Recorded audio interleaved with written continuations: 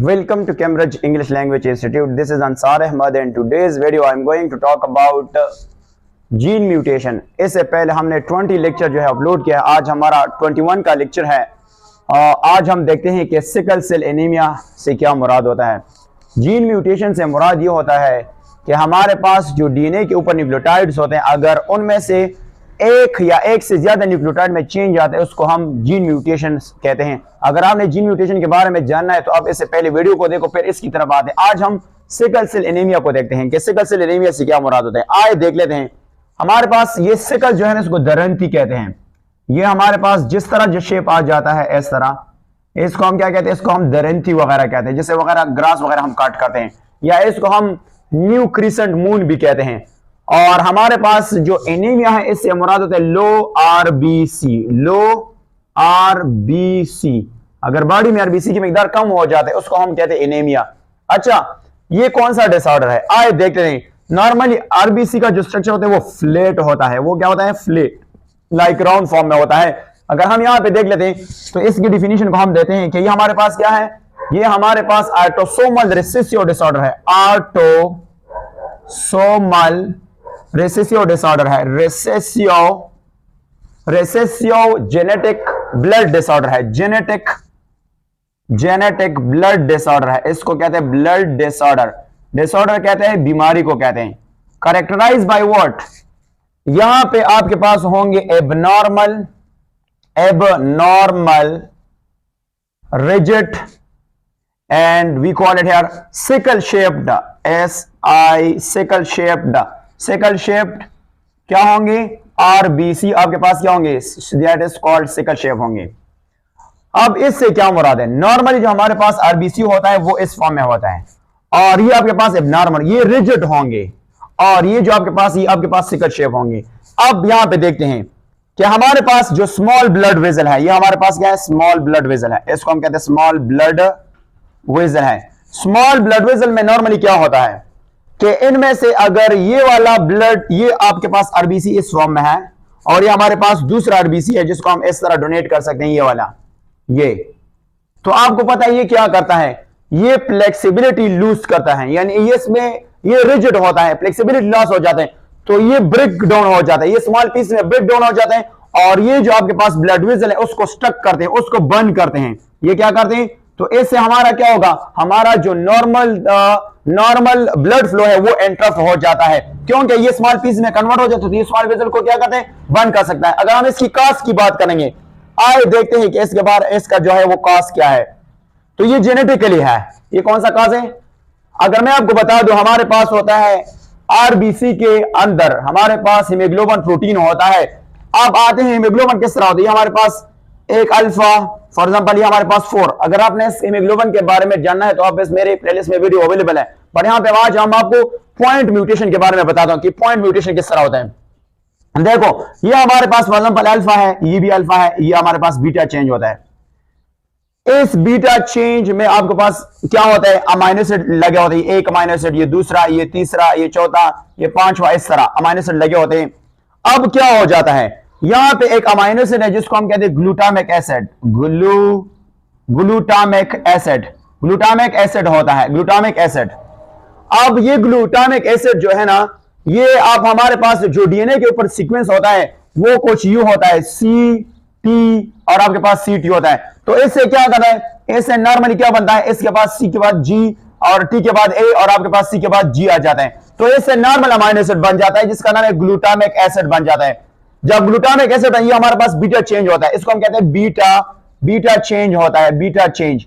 ये beta change normal होता है। जब नॉर्मल होते हैं तो हमारे पास जो हेमोग्लोबिन बनता है वो भी HB, आपके पास HbA नॉर्मल हेमोग्लोबिन बन जाता है। जब नॉर्मल हेमोग्लोबिन बन जाता है तो बच्चे का खून सही होता है, यानी बंदे का खून सही होता है।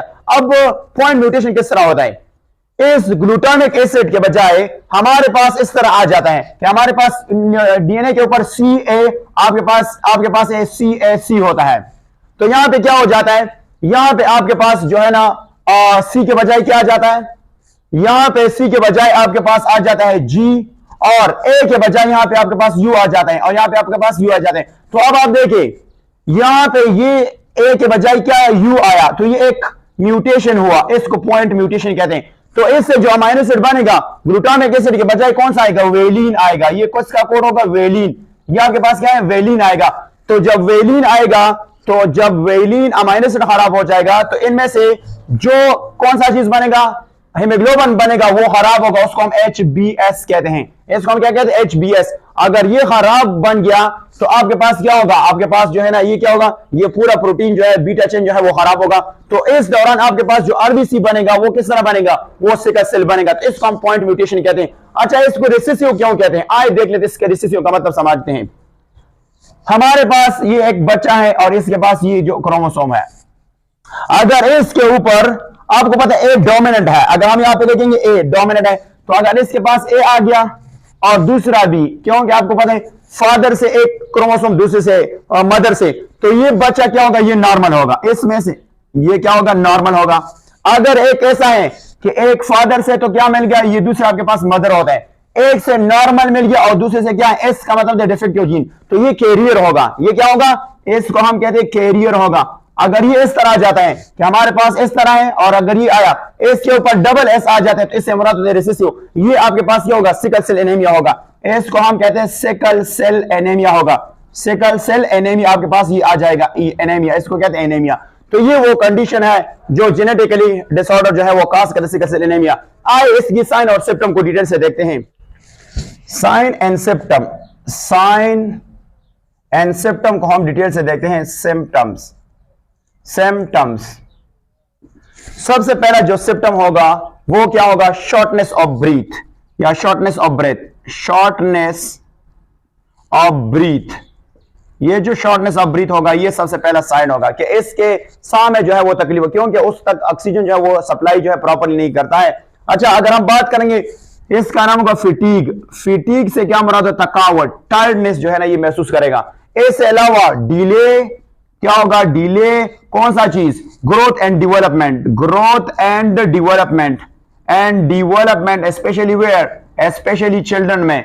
अगर आपके पास दो बच्चे हैं, दोनों एक वक्त में पैदा हुए, तो अगर जो बंदा सिकल सेल एनीमिया है उसकी हाइट जो है ना और मेंटल ग्रोथ जो है वो कम होता है बनिस्बत जो नॉर्मल होता है। अगर हम बात करेंगे सेकंड सिम्टम की बात करेंगे, तो हमारे पास क्या होगा, ब्रेकडाउन ऑफ आरबीसी होंगे। जब आरबीसी ब्रेकडाउन होंगे, आरबीसी की ब्रेकडाउन होंगी, तो हमारे पास क्या होगा, हमारे पास क्या होगा, yellowing of eyes and skin. Skin क्या होगा, वो येलो हो जाएगा। यहां पे आपके पास येलो स्किन मिलेगा, और येलो स्किन के साथ हमारे पास क्या आएगा, येलो स्किन के साथ हमारे पास आईज भी जो है ना वो आपको यहां क्या मिलेगा, येलो मिलेगा।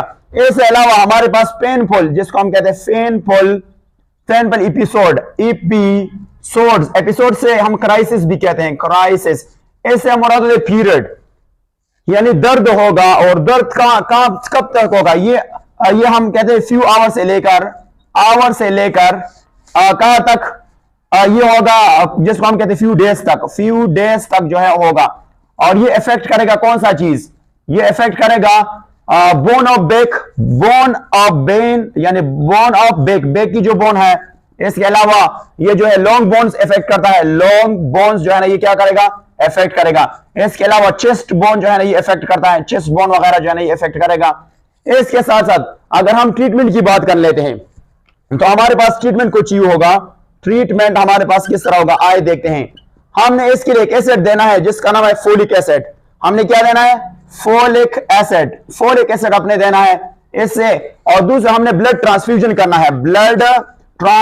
करना है, ट्रांसफ्यूजन।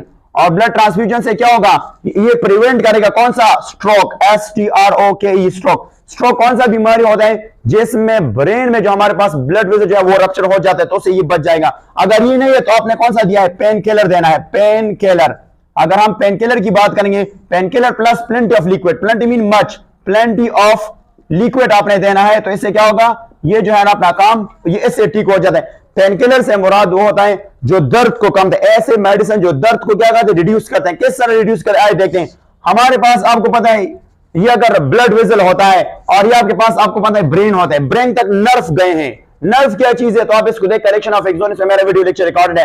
तो ये क्या करता है, ये जो पेन है ये नर्व में जाते हैं in the form of signal. Pain killer क्या करते हैं, यहां पे इसको क्या करते हैं, रुकावट पैदा करते हैं, इंटरप्ट करते हैं, तो इसलिए से पेन जो है वो रिड्यूस हो जाता है।